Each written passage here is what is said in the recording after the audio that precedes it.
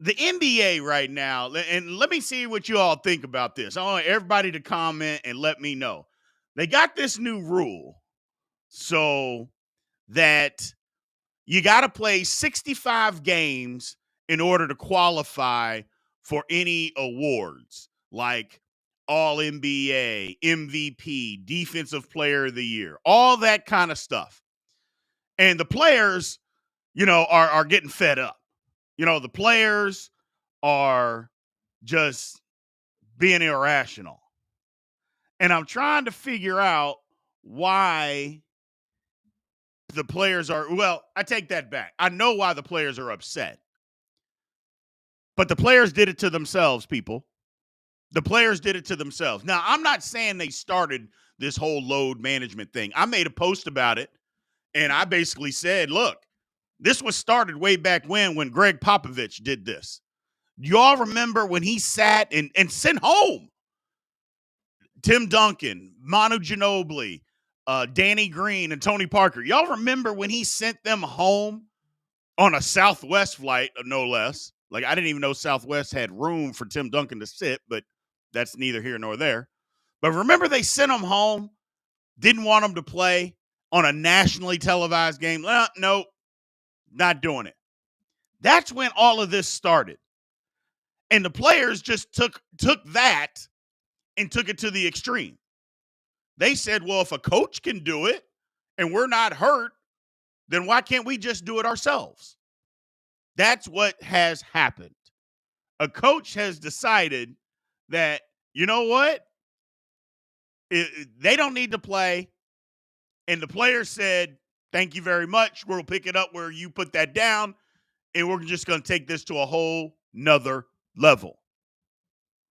I think the rule is outstanding. Thank you for the gift, Hoop Social. We appreciate it, man. Thank everybody for any support that they give. But yeah, I just, the rule is a good rule. The rule is a good rule. But the players being mad about it makes it hypocritical at this point, in my opinion. Like, I don't even understand how you can even be mad. How you can have, I mean, what are you upset about? You're upset that people want you to go to your job and do your job. And I know what the argument is. Hey, man, we could get hurt. Well, nobody, and here's the thing. And you guys correct me if I'm wrong, but I don't think anybody, any fan has said, go out there and play when you're injured. If you can't play, go play anyway. Has anybody said that? TikTok, have you heard any fan, anybody saying you should play when you can't play? I mean, I haven't heard anybody say that. No, they haven't. Nobody has said that. So the players are just lying when they bring that up. They're literally lying to us. So nobody has said that you should go out there and play when you can't. What people are saying is when you can play, play. Don't sit out. I know what some people are saying. It's equivalent to a sick day. You can take a sick day. Okay. And that's fine. If that's what you want to equate it to, taking sick days, okay, fine. But there got to be some contractual things that come up with that too. There's got to be some contractual, realignments if you want to take it as a sick day. And that's literally Hoop Social. That's exactly right. All people want is for people to play when they can play. That's it. That's it. If you're sick, then be sick. If you can't go, then you can't go. But don't come out there and sit on the sidelines. And I'll just say LeBron and Anthony Davis on Thursday night in Boston. Perfect example. You're hurt, but you can be sitting on the bench? What are we doing? And no, I'm not blaming LeBron for all this. I know there's going to be people that LeBron's the one who started all this. No, he isn't. No, he didn't. So stop the nonsense. So my man Pat Cockrell says they get paid millions of dollars to play the game. Load management is stupid, in my opinion, and it's made the NBA a worse product over the regular season. I think 65-game rule is more than fair. Yeah, I do. Charles Barkley said 70. 70. And Douglas over on TikTok is 1,000% correct. NBA, you got to help out one in between game. All these back-to-back, stop it. And if it is a back-to-back, your back-to-back should be when you're at home. It should be when you're at home, not anywhere else. So, hold on a second.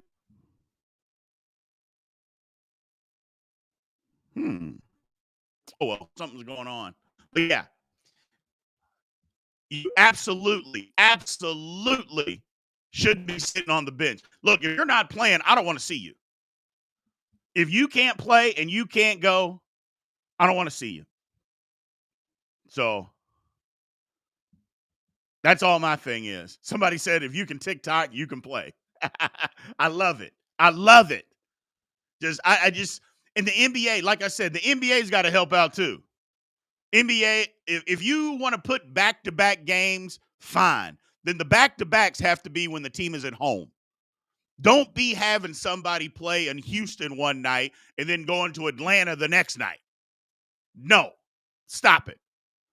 Otherwise, you need to have a day in between. And it's just that simple. It's just that simple. And you can do it. Figure out the logistics. You got people that do that for a living. But NBA's they got to help themselves. They got to help themselves. You know. But yeah, Charles Barkley said 70 games. I love it. I agree. 70 games, 65 is fair. 70 would be even better.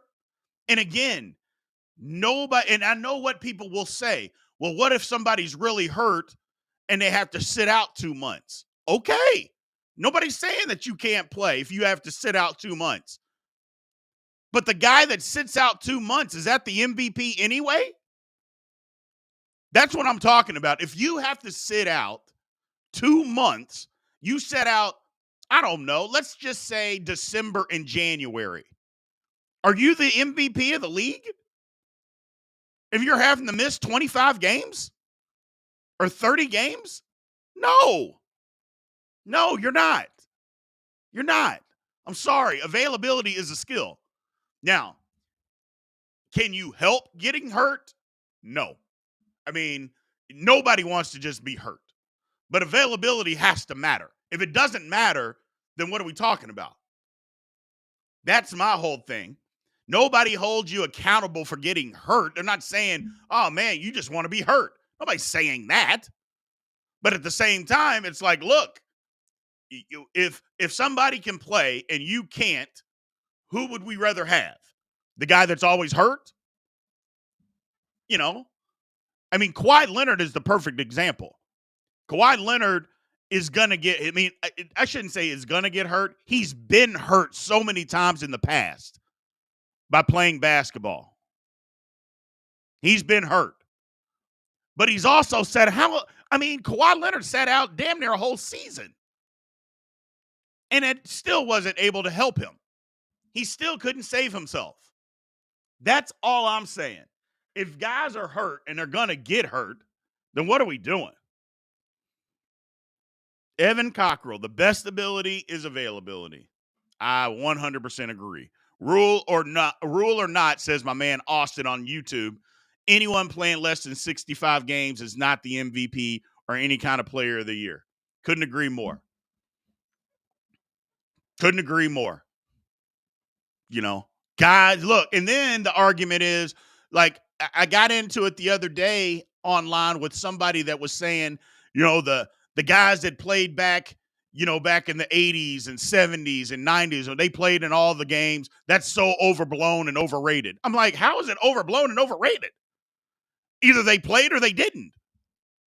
Guys that played 79 out of 82 games. Either you played or you didn't play. How is that overblown? How is that overrated? So, I don't get it. I just don't get it. It's just wild, in my opinion. It's just wild. where people would do that. But I don't know. I don't know. It blows my mind. And then people, it's they're so, and on the flip side of it, people are so anti-player and they get so mad at players, and then players want to wonder why. Well, this is why. This is one reason why. So here's a great comment, Darren Howard. The more incentives for players to play, the better. There you go. The more incentives, the better. And when you start guaranteeing contracts to the guy that scored 11 points a game, and you give him $100 million guaranteed, he ain't gonna play. That's part of the problem. Everybody's got a guaranteed deal, and a high dollar guaranteed deal. High dollar. Again, the guy that's average. I'm not saying that the guy doesn't deserve to be in the NBA, but you're telling me the guy that averages 11 points a game is $100 million? What are we doing? And yeah, you can say, well, B, you're just being a hater. And maybe I am being a hater, but I'm also telling the truth. I mean, since when does 11 points get you 100 million? And if that's where we're going, whew. But I'm telling you, if they cut that down and they start making contracts make sense, things will change. Things will change. Thank you, Chad. You're exactly right. Truth often sounds like hate. People don't like the truth these days. They don't like it. They do not like truth. Well, y'all know me. You've been around here long enough. I'm going to tell the truth. You may not agree, but I'm going to tell the truth. And I'm definitely going to give my opinion. And again, and if it's an opinion, again, you may not agree. I might even be wrong, but it's going to be my honest assessment. So, what's going on, Bear? I appreciate everybody in here. We're over 5,000 already on TikTok. Let's just get it to 10. Let's just tap and get it to 10. So, my man Hoop Social, who is y'all, if you're on TikTok, please follow Hoop Social. He's a basketball savant. I'll just put it like that. A basketball savant. Go and follow that man.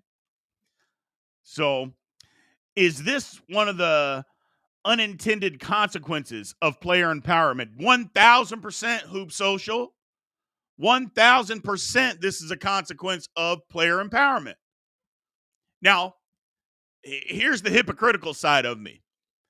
I am 1,000% for player empowerment. I want the players to have some power. I don't want them to have all the power. It should be shared. But I definitely want them to have some power, have some say-so. But when you start dabbling into stuff like this is where problems come in, man. This is where problems come in. You know? You can't have it both ways. And the one thing that I know for an absolute fact, when the labor agreement comes around again, expect the owners to lock the players out. I'm just telling you that up front. Don't be surprised. Don't be disappointed. Don't be mad. Just say, yeah, I kind of knew that was going to happen. Because that is happening. They're locking them out. The owners are going to get power back. They control the cards. And here's the one thing about the owners. They've made so much money here over the last 10 years, they'll just hold out. Until they get the way and things back under control, they'll just hold out. They'll just wait it out. They won't care. They will not care. And then what will the players do? What will happen? I mean, are they willing to hold out? I'm guessing not. I'm guessing they're not. Because the owners are going to get back some power. I love the rule. I feel bad for people that get hurt. Nobody wants anybody hurt. But again, like EMBIID, for instance, EMBIID is going to be out. He's having meniscus surgery. I don't think he's coming back this year. because he's going to get his meniscus. He's probably going to get it fixed. And if he gets it fixed versus just shaved, if you get it fixed, you're out 3 to 4 months minimum. So I don't think he's coming back. And it sucks that guys that get hurt. But you know what? Guys get hurt in the NFL all the time. And what do? We say it sucks, but we got to move on. And I know one thing for a fact. If a guy missed half the season in the NFL, they're not getting the MVP. If they miss half the year, they're not winning the MVP. That's just not happening. Guy plays 8 games, he's going to win the MVP? No. It's unfortunate that guys get hurt. It's very unfortunate. But truth is truth. Truth is truth. You got to play. And saying that you're sitting out to prevent injuries, that's where it gets sideways. That's where people get sideways with players. And don't tell me, oh, I got to sit out so make sure that I don't get hurt.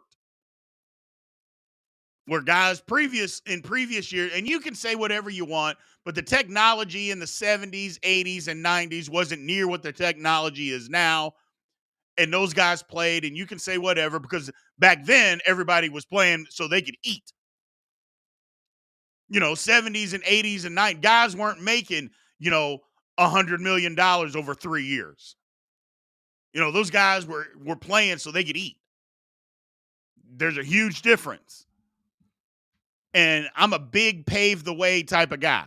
And guys that pave the way, you shouldn't go take a dump on them by saying, well, I'm not going to play the next 2 games.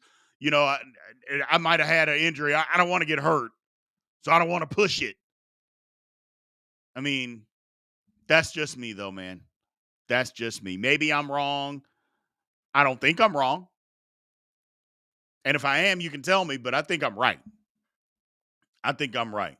My man Seth here, I think the Pro Bowl is way more entertaining than the All-Star game. Prove me wrong. Okay, I will here in just a second. So there's a difference in players that have some power to protect themselves and players that have all the power in their organizations, i.e. LeBron, Giannis, deciding coaches and roster moves. That's exactly right, Pat. That's exactly right. But on the flip side of that, I will say, if you're an organization, you don't have to allow those players to have the power. You can say no, and if they leave, they leave. And if it's only about power, if all the owners banded together and said, nope, you're not going to run the team. But that's the whole thing. Everybody won't do that. Somebody will bend. Somebody will give. Hell, LeBron's not in Miami. Why? Because Pat Riley told him no. Pat Riley said, no, you don't run this show. I run this show. I don't care what. I don't care how good you are. I'm in charge. LeBron said, you're right. I will leave. And I don't think there's anything wrong with either side of that. LeBron wanted power. Pat Riley has it. He tells him no. LeBron said, thank you very much for your services.